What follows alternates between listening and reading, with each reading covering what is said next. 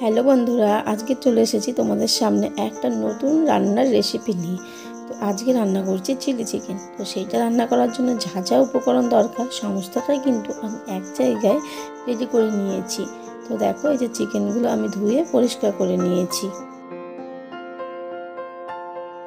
Chilli chicken রান্না করার জন্য আমি প্রথমে দুটো বড় সাইজের পেঁয়াজ নিয়েছি। পেঁয়াজটা ডুমো ডুমো করে কেটেছি, ক্যাপসিকাম, একটু কাঁচা লঙ্কা, আর এদিকে দেখো একটু রসুন কুচি, আর সাথে আছে vinegar, soya sauce, chilli sauce,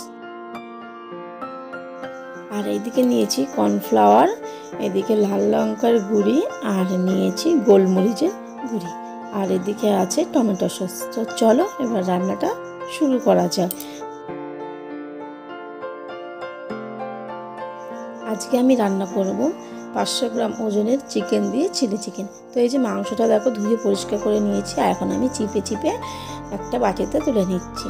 এর মধ্যে দিয়ে দিলাম 1 চামচ লবণ। তো লবণটা দিয়ে তারপরে দিয়ে দিলাম গোলমরিচ গুঁড়ো। এরপর আমি এক এক করে সমস্ত মশলাপাতি দেবো। যেমন আদা রসুনের পেস্ট দিলাম 1.5 চামচ, তোমরাও দিও 1.5 চামচ মতোই।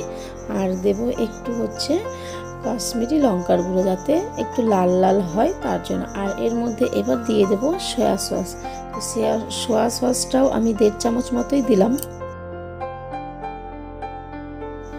ম্যারিনেট করার জন্য যা যা মশলাপাতি দেওয়ার আমি সমস্তটাই দিয়ে দিলাম। এবার ভালো করে মাখিয়ে নেব, আর তারপরে 1 ঘন্টার জন্য রেখে দেব।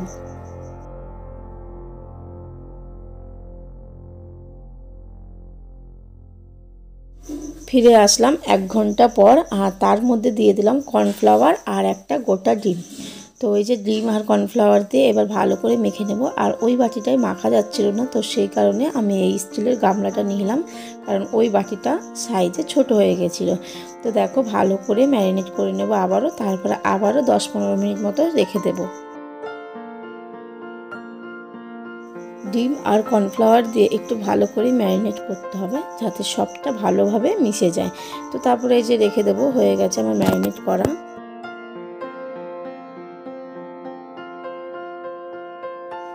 এবার কড়াইয়ে সাদা তেল দিয়ে আমি সমস্ত চিকেনগুলো এক এক করে ফ্রাই করে নেব।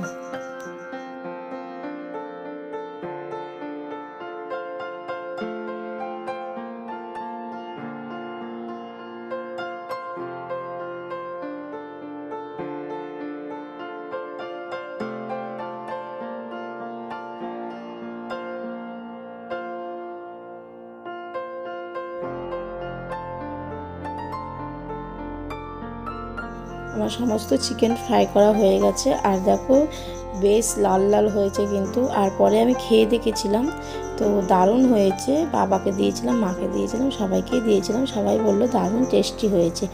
আর এর মধ্যে দিয়ে দিলাম একটু রসুন কুচি, যেটা আমি কুচি করে রেখেছিলাম, আর তার মধ্যে দিয়ে দেব পেঁয়াজ। তার আগে ভালো করে একটু নাড়াচাড়া করে নিলাম। তো এবার ডুমো ডুমো করে কেটে রাখা পেঁয়াজগুলো দিলাম দেখো।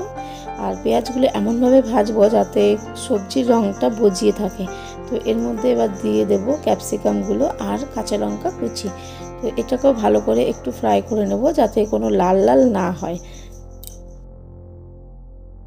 সবজিগুলো ভালো করে ভাজতে ভাজতে আমি ওইদিকে একটা বাটিতে একটু সয়া সস, একটু চিলি সস দিয়ে আর কিষান সস দিয়ে ভালো করে মিক্সড করে একটা বাটিতে মিশিয়ে রেখেছি। তো এই যে দেখো সুন্দর করে মিশিয়ে নিলাম, আর এর মধ্যে দিয়ে দেব এখন এই সসটা আর কি তরকারির মধ্যে।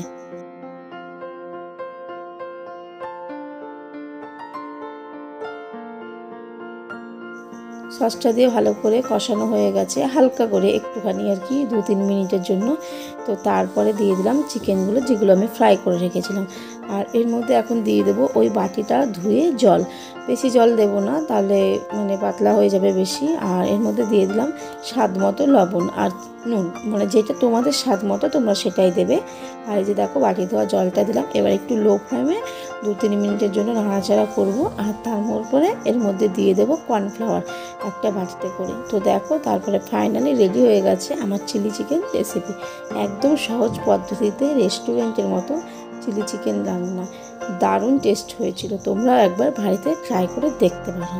চলো বন্ধুরা, টাটা। ভিডিওটা কেমন লাগলো অবশ্যই জানিও।